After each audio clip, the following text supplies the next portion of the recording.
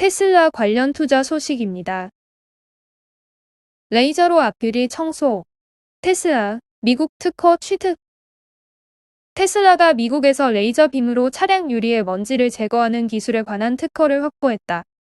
업계에 따르면 테슬라는 지난 7일 미국 특허청으로부터 레이저빔 활용에 대한 특허를 획득했다. 특허 제목은 차량과 태양광 발전 장치의 유리 부품에 쌓인 먼지를 닦는 펄스 레이저이다. 이물질을 감지하고 레이저 빔을 사용해 유리를 청소하는 기술을 담고 있다. 유리창을 닦는 와이퍼의 역할을 레이저 빔이 대체하도록 했다. 테슬라는 해당 특허를 2019년 5월 10일 출원했었다. 테슬라가 첫 전기 픽업 트럭인 사이버트럭을 공개하기 직전이어서 사이버트럭에 레이저 기술이 적용될 수 있다는 추측이 나왔다. 실제 테슬라는 그해 말 공개한 사이버트럭에서 와이퍼를 없앴다. 테슬라가 레이저 이전에 전자기 와이퍼를 먼저 활용할 것이라는 관측도 있다. 테슬라는 2019년 3월 전자기 와이퍼 시스템에 대한 특허를 미국에 냈었다. 이 시스템은 기존 와이퍼를 사용할 때보다 에너지 소비량을 줄이고 정교한 곡선 형태의 윈드실드에서 잘 작동하는 장점을 지녔다.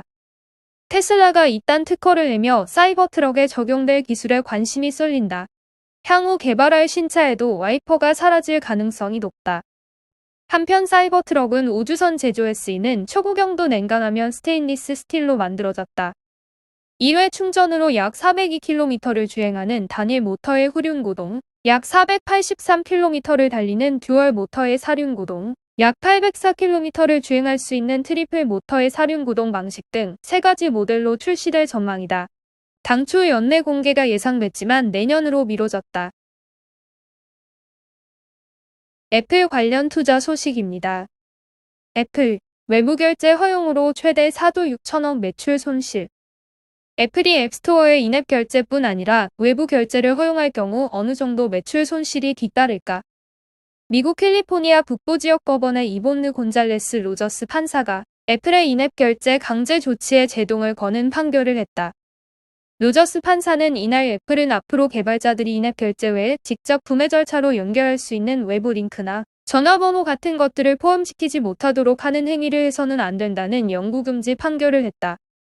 그동안 애플은 앱스토어 내에서 자사 인앱 결제 시스템 외에 다른 결제 방식은 허용하지 않았다. 외부 결제 홍보까지 막을 정도로 철저하게 통제했다. 최근 애플은 리더 앱에 한해 외부 결제 링크를 허용하긴 했다. 넷플릭스와 스포티파이를 비롯해 신문, 잡지 앱들이 이 조치 적용 대상이다. 넷플릭스와 스포티파이는 결제 규모가 적지 않지만 구독 모델이라 대부분 외부 결제를 이용했다. 특히 넷플릭스는 iOS 앱은 재생 용도로만 사용해왔다. 따라서 리더 앱 외부 링크 허용 조치는 애플 매출엔 큰 영향은 없다고 봐야 한다.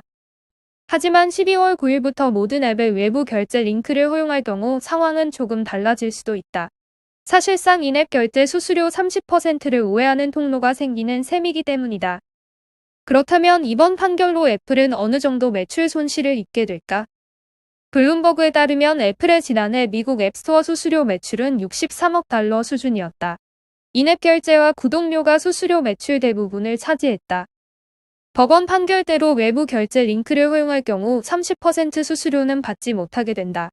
얼마나 많은 개발자들이 애플의 인앱 결제 방식을 우회하느냐에 따라 매출 손실 규모가 결정된다.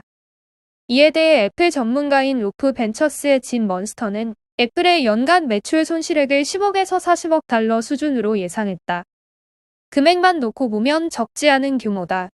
하지만 애플의 연간 매출 규모를 생각하면 충분히 감내할 수 있는 수준이라고 봐야 한다. 실제로 애플은 로저스 판사가 앱스토어 독점을 비롯해 많은 쟁점에서 자신들의 손을 들어주자 승리한 판결이라고 의미 부여했다. 특히 애플은 앱스토어가 독점금지법 위반이 아니라는 사실을 법원이 확인해줬다면서 환영 의사를 밝혔다. 하지만 시장 반응은 조금 달랐다. 10일 애플 주가는 148.97달러로 3.3% 하락 마감했다. 지난 5월 이후 하루 하락 규모로는 가장 큰 폭이다. 마이크로소프트 관련 투자 소식입니다. 마이크로소프트, 온라인 교육 플랫폼 스타트업 인수. 마이크로소프트는 온 오프라인 강의 예약 사이트를 운영하는 스타트업 테이크레슨즈를 인수했다고 발표했다. 거래 조건은 공개하지 않았다. 테이크 레슨즈는 음악, 언어, 예술 등 다양한 주제에 관한 강의를 고객들에게 소개한다. 2006년 설립됐고 본사는 샌디에이고에 있다. MS는 테이크 레슨즈에 대해 검증된 강사와 모든 연령대의 학생들을 연결하는 신뢰할 수 있는 플랫폼이라며 코로나19 이후 증가하고 있는 온라인 교육 수요를 충족시킬 수 있다고 설명했다. MS는 최근 교육 콘텐츠 사업에 관심을 보이고 있다. 인맥 관리 SNS 서비스인 계열사 링크드인을 통해 리더십, 영어, 비즈니스 관련 온라인 강의 플랫폼을 운영 중인 게 대표적이다.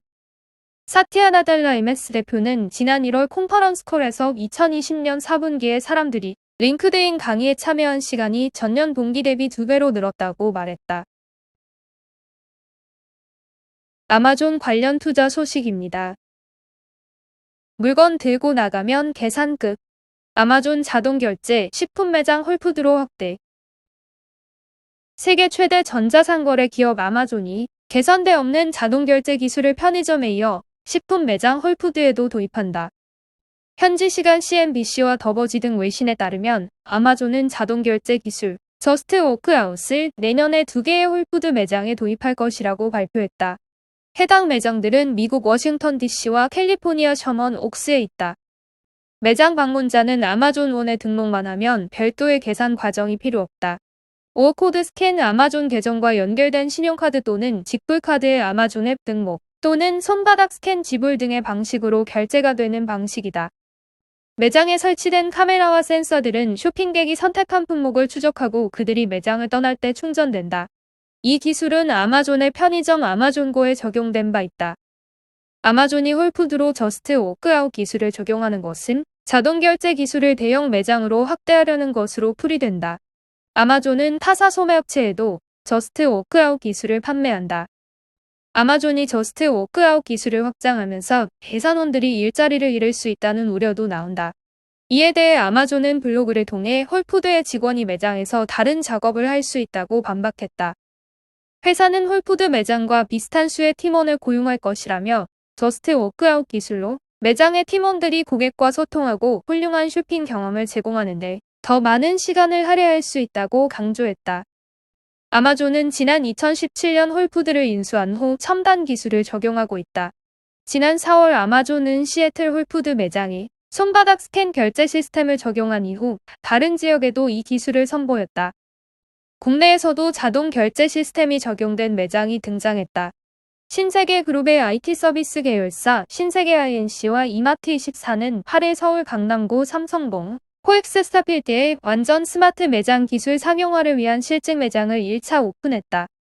완전 스마트 매장이란 쇼핑 후 상품을 들고 매장을 나가면 AI 비전, 무게 센서 클라우드 포스 등을 통해 자동으로 결제되는 매장을 말한다.